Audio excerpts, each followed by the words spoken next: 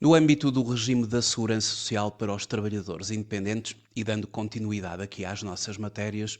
vamos nesta videoaula abordar aquilo a que se chama o denominado regime de acumulação. É uma matéria que está prevista no Código Contributivo e eu vou desde já apontar relativamente ao Código dos Regimes Contributivos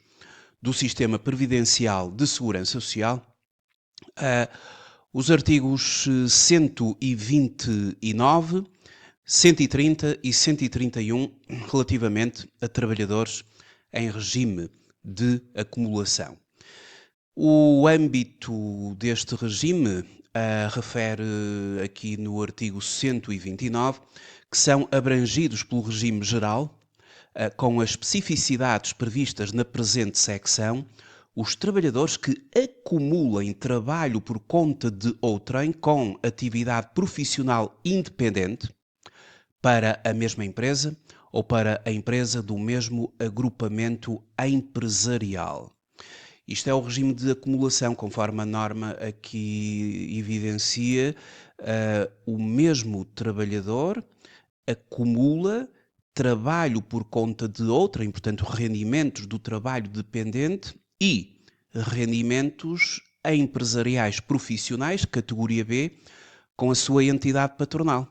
ou então com uma empresa do mesmo agrupamento. Diz-nos o artigo 30 que a base de incidência contributiva referente à atividade profissional independente corresponde ao montante ilíquido dos honorários devidos pelo seu exercício. E já o 131, que a taxa contributiva relativa aos trabalhadores referidos na presente secção é a mesma que for aplicável ao respectivo contrato de trabalho por conta de outrem. Isto significa que na acumulação vamos aplicar aos rendimentos do trabalho independente exatamente a mesma taxa de 11% por parte do trabalhador e 23,75% por parte da entidade patronal, considerando aqui o regime geral da segurança social. Mas depois de identificarmos a norma, o importante é agora alertar para a necessidade das entidades cumprirem com a norma, até porque através do anexo SS que os sujeitos passivos de IRS entregam quando da entrega do modelo 3 e do anexo B, da categoria B, passa a ser mais facilmente controlável pela Segurança Social o não cumprimento da norma. Para ilustrar este regime de acumulação, temos um manual identificado por o regime de acumulação, exemplo prático. E neste manual começamos com o seguinte exemplo para ilustrar aquilo que eu acabei agora de referir pela análise dos artigos 129, 130 e 131 do Código da Segurança Social. O Pedro é funcionário da empresa JHK SA, oferindo uma remuneração mensal de 1.200 euros. Sendo o Pedro especialista em matéria de segurança social ou em matéria de segurança e higiene no trabalho, assim é que está correto, a sua entidade patronal pretende que ele se desloque durante 2 fins de semana de julho à delegação do Porto para ministrar uma ação de formação a um grupo de funcionários. A empresa propõe o pagamento de 500 euros, sendo que Pedro terá de emitir um recibo verde à empresa. É evidente que estamos aqui perante um caso de acumulação de trabalho dependente com trabalho independente, porque o Pedro é funcionário da empresa JHK SA. Tem um contrato de trabalho, possivelmente trabalha de segunda a sexta, 8 horas por dia, no seu horário de trabalho, e tem as funções de especialista, portanto trabalha em matérias de segurança e higiene no trabalho, Portanto, é esse o seu domínio de atuação na empresa e tem uma determinada remuneração, um vencimento, e agora a empresa solicita-lhe que ele vá fazer algo completamente distinto dessa sua categoria e que é dar uma ação de formação a colaboradores da empresa. E, portanto, a empresa propõe-lhe o pagamento de 500 euros, mas pela via do recibo verde, considerando que ele está inscrito, ou se não estivesse, poderia sempre emitir um recibo de ato isolado, seria sempre um regime de acumulação. Porque este regime aplica sempre que se acumula o trabalho dependente com trabalho independente para a mesma entidade, independentemente da regularidade com que tal aconteça. Deste modo, é possível que um funcionário, trabalhador dependente, preste também outros serviços à sociedade, desde que estes não se confundam com as funções habitualmente desempenhadas como trabalhador dependente. Caso exista efetivamente um serviço prestado, este será considerado o rendimento da categoria B. Os rendimentos empresariais profissionais, aqui no âmbito de formador, prestador de serviços, estará no domínio dos profissionais, pelo que deverá o mesmo emitir fatura para a faturação dessa mesma prestação de serviços à sociedade. E, consequentemente, que consequências esta situação vai contemplar para a entidade patronal? É que a entidade patronal, todos os meses, aplica ao vencimento mensal como rendimento do trabalho dependente a taxa de beneficiário do trabalhador, 11%, não é? Ele recebe 1.200 euros de trabalho dependente atualmente, o que daria 132 euros, e como contribuinte a empresa tem um custo mensal de 23,75 sob a remuneração mensal do trabalhador de 1.200 euros e que constitui assim base de incidência para a Segurança Social, o que daria 285 euros. No entanto, naqueles dias e naquele mês em concreto em que ele prestar o tal serviço à sua própria entidade patronal, em que vai dar uma determinada ação de formação, conforme foi enunciado há pouco, o valor que ele cobra à empresa, como estamos em regime de acumulação, vai ficar exatamente sujeito à mesma taxa do seu vencimento, ou seja, ao regime geral da Segurança Social. Vamos aplicar aqui aos rendimentos da categoria B, pelo regime de acumulação, 11% sobre os 500 euros, que vai ser descontado aos honorários do trabalhador independente, e a entidade patronal terá aqui de aplicar 23,75 sobre esse mesmo valor, o que dará 118,75. O valor total a pagar à Segurança Social relativamente aqui a esta situação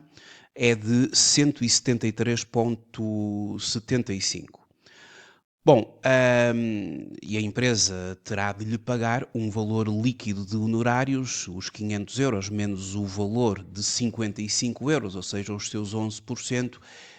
porque 23,75 é sempre um encargo para a empresa. Como é que a empresa aqui do trabalhador que acumula trabalho dependente com trabalho independente para a mesma entidade patronal, como é que esta entidade patronal vai ter de fazer em termos da sua declaração mensal de remunerações para a Segurança Social? Se for exatamente a mesma empresa, e aqui é exatamente a mesma empresa, na mesma declaração de remunerações, vamos usar uma linha para identificar o vencimento do trabalhador, portanto ali o número de segurança social do trabalhador, o seu nome, data de nascimento, a data das remunerações, os dias, e ali as remunerações, no caso seria 1.200 euros, e aqui terá o código P, que é o código de permanente. E depois mais uma linha com a identificação do tal trabalhador, o valor de 500 euros, mas aqui é o código que vai distinguir efetivamente os honorários, porque o código H, no preenchimento da declaração de remunerações de segurança social, são honorários por acumulação. Em conformidade com os tais artigos 129 e 130, honorários por acumulação de atividade por conta de outrem com atividade profissional independente na mesma empresa ou noutra do mesmo grupo empresarial. O exemplo que eu aqui dei é precisamente na mesma empresa, logo na mesma declaração de segurança social, na mesma declaração de remunerações, coloca-se duas linhas. Uma com o código P para a remuneração do trabalhador e a outra com o código H para distinguir ali os honorários. Se forem empresas, no fundo, se não for a mesma empresa, mas se for uma ou outra do mesmo agrupamento empresarial, portanto, aqui cada uma delas entrega a sua própria declaração de segurança social.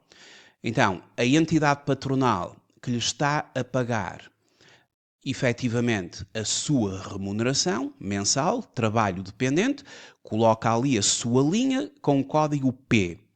A outra entidade do mesmo agrupamento empresarial que envia a sua própria declaração de remunerações, coloca o mesmo indivíduo ali com o seu número de segurança social e depois ali o código H. Serão duas declarações de remunerações, uma para cada entidade, porque efetivamente estamos perante entidades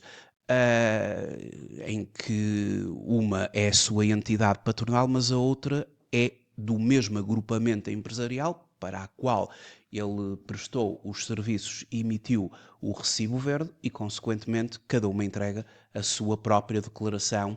de remunerações. Ainda há algumas notas sobre esta questão. Só em fase já de revisão, na declaração de remunerações a entregar à Segurança Social, a empresa deverá identificar a remuneração mensal com código P e os honorários com código H, acabamos agora de exemplificar. Como se trata da mesma empresa, os dois valores são declarados na mesma declaração de remunerações. Se a prestação de serviço é efetuada a empresas do mesmo grupo empresarial com o qual o trabalhador tem contrato de trabalho dependente, já será preenchida uma declaração de remunerações autónoma, com indicação do código correspondente P ou H, consoante seja a natureza do rendimento A ou H, respectivamente. O conceito de agrupamento